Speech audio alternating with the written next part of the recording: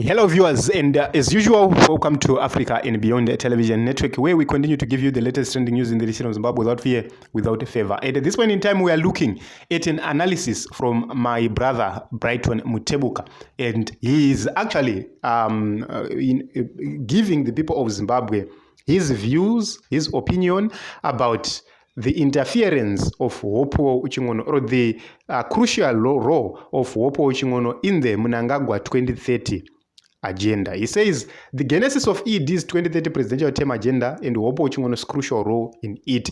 So this is something which is very, very important because it will highlight to us where we need to go, where we need to adjust, and critical issues which need to be reflected as they are. I have said there are a lot of people who are in the media, in the politics, who are not doing their activism or whatever, genuinely supporting the people of Zimbabwe, but they support their own cause. So he says, so easy it was for ED to dupe Zimbos in November 2017 that he was a reformist, that he figured that the trick could be deployed multiple times with no adverse consequences.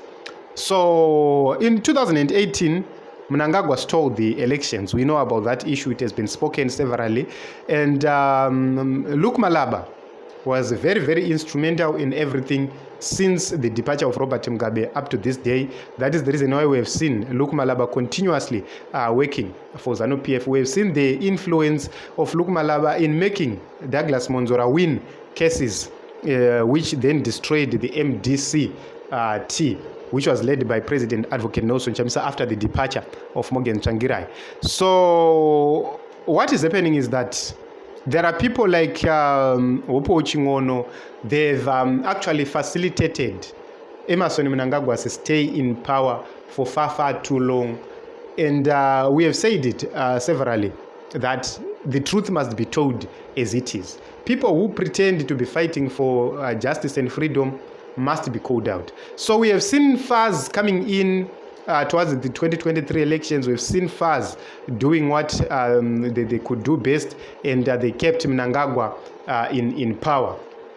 And then fast forward to post-elections, we have seen Sengezo Shavangu hijacking the opposition. What happened soon after the hijack of the opposition?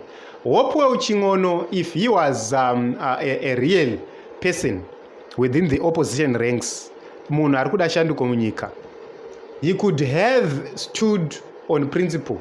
But he said that Hopewell said that Sengezo Shavangu was a genuine person. That is the biggest problem which we have with Hopewell.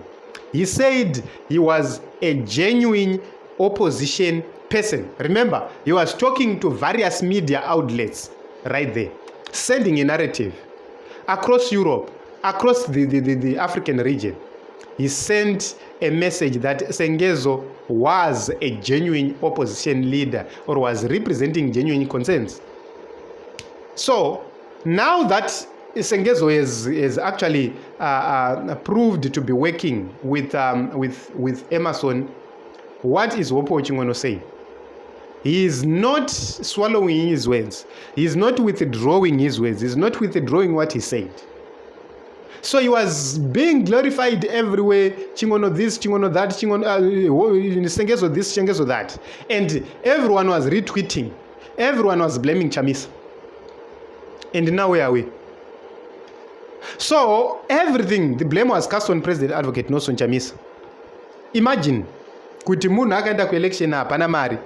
Mari iripo yakanga ichibva kuma citizens was not enough for the election. Let us be honest. According to the gold mafia, it's clear Emmerson Mnangagwa had over 200 million for the election. How much did we have? Imagine even if you have a budget of 10 million versus a budget of 200 million. Imagine such kind of a budget. Those are very important issues, very important factors. We went into this election differently. We had no money. We had no resources. We had nothing. Only the popularity of President Nelson Chamisa is what we had in that election. So if you look at the influence of Hopewell Chingono and how big his social base is, he helped so much Emmerson to stay in power, because the fight yes yakazouya soon after the remarks, it was very, very important.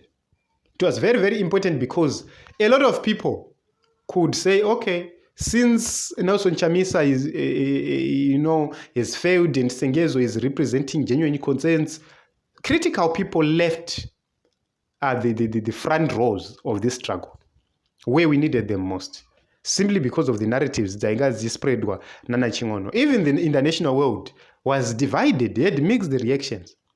Now, look at how even SABC, from those days of Opo Chingono, they've continued to portray Sengezo Chavangu as the opposition.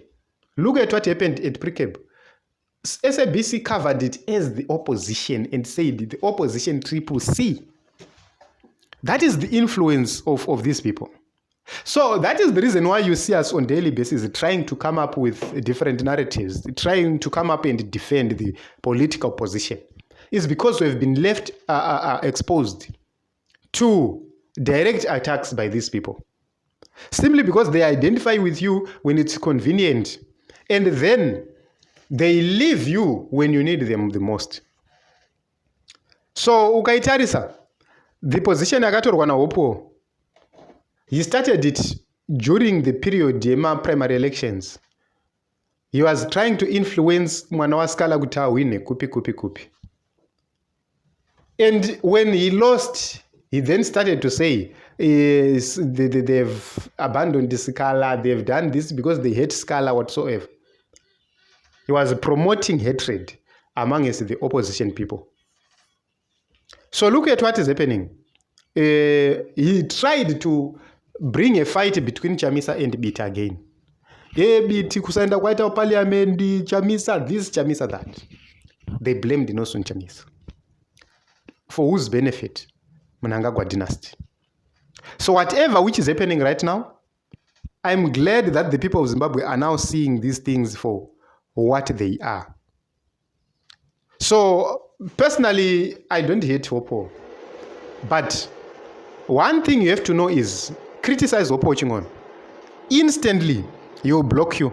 Hauna mutuka, unachawataura wangotaura, no, Mr. Chingono, I see it differently. I see it A, B, C, D. He instantly blocks you because he doesn't want anybody who opposes his views. Why does he block others? He blocks them because he wants to continue to send a false narrative unquestioned. That's who he is. Ukaona usati wablokwa na Chingono, you are not a true person defending Nelson Chamisa. You have not defended Chamisa enough on social media. The moment you defend Chamisa robustly, the block button is used against you. That's who they are. So they want to send narratives and they don't want to be held accountable for those narratives. So I think it's high time, as the people of Zimbabwe, we see these things for what they are, and we work together and agree that these people,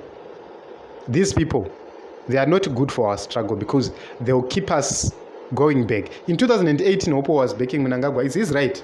But the problem is, wapedza kubeka Mnangagwa unomhanya wakuda kuuya uchita sokuti iwewe you are a victim, wakuda kuuya uchita sokuti iwewe you are part of us. The arrest of Hopewell Chingono achizoenda kujere na Job Sikala up to this day is questionable.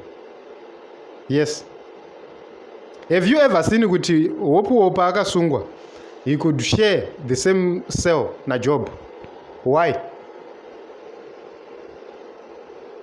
It was very, very critical for Hopewell to gain the trust of Job Sikala, to gain secrets, to gain a lot of information and so forth. One day zvinhu zvichataurika nomwe mutoo, but hatikanganwe sevanhu veZimbabwe kuti patiri kutambudzika varume ava they've contributed.